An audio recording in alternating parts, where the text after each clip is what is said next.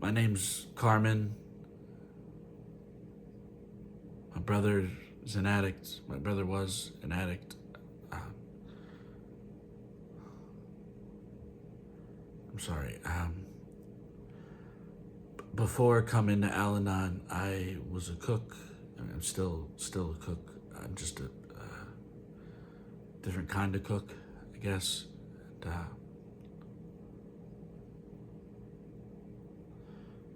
my brother and I, we used to cook a lot together growing up.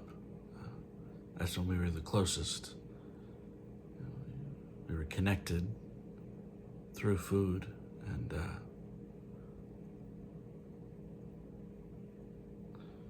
we used to want to open a restaurant together. We had a name, had a vibe, all that shit. My brother could make you feel confident in yourself. When I was a kid, if I was nervous, I was scared, I didn't want to do something, he would always tell me to just face it. You know, like get it over with. He used to always he used to say this thing. It was stupid. He would always say, "Let it rip." My brother was hilarious, and he had this amazing ability where he could just walk into any room and he could check the temperature of it instantly. You know, like he could just dial it, you know?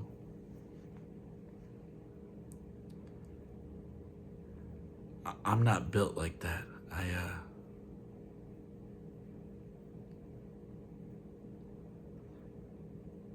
I didn't have a lot of friends growing up. I had a stutter when I was a kid. I was scared to speak half the time.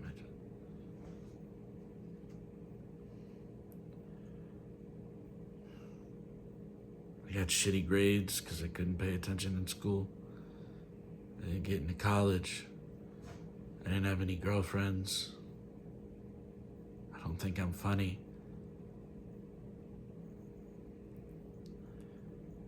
I always thought my brother was my best friend. Like we just knew everything about each other. Except everybody thought he was their best friend. He was that magnetic, and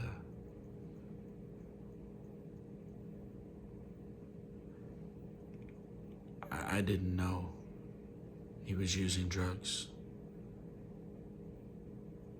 So what does that say?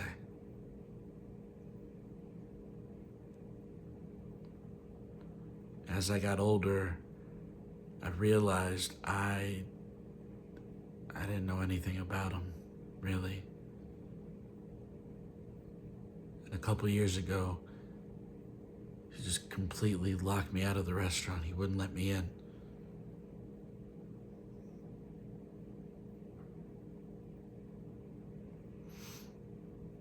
I think that flipped the switch in me where I was like, okay, fuck you.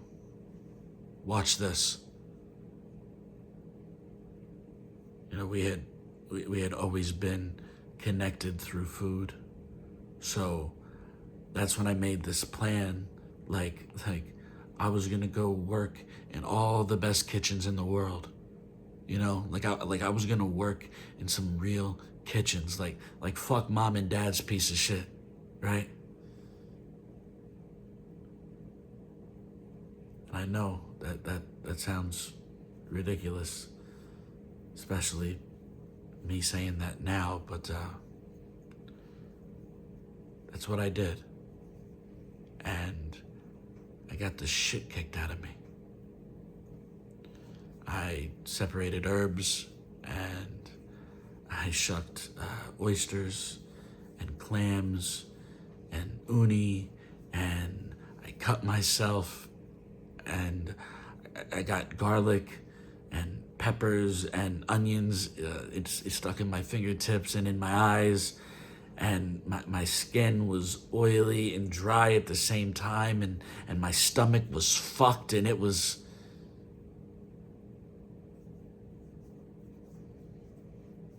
everything. A couple of years later, this funny thing happened where I found this station for myself.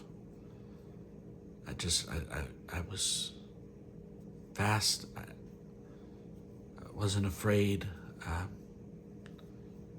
knew what vegetables went together. I knew what proteins went together, temperature, sauces, all that shit. And whenever somebody new would come into the restaurant to stage, I would look at them like they were competition. Like I'm gonna smoke this motherfucker.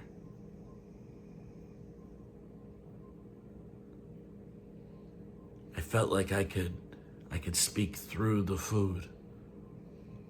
You know, like I could communicate through creativity.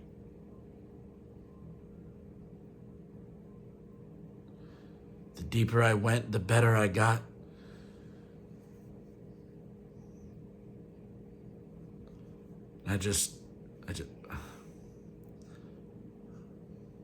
I finally became so good at something that was so new and so amazing, and fuck, I just wanted him to be like, good job.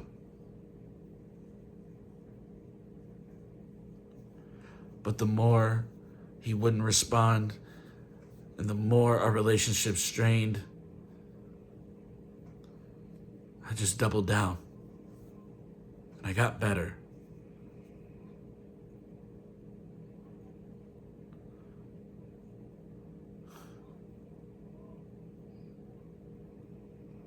You know,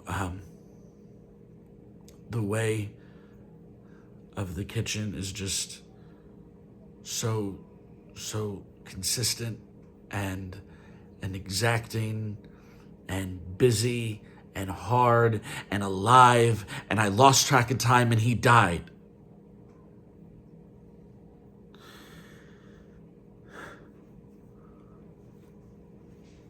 And he left me his restaurant. And it was in rough shape, so I've spent the last 6 months trying to fix it up.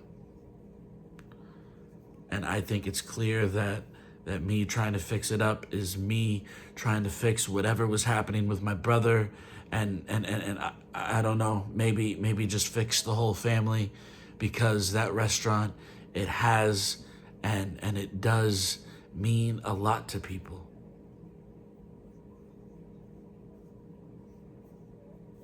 It means a lot to me, and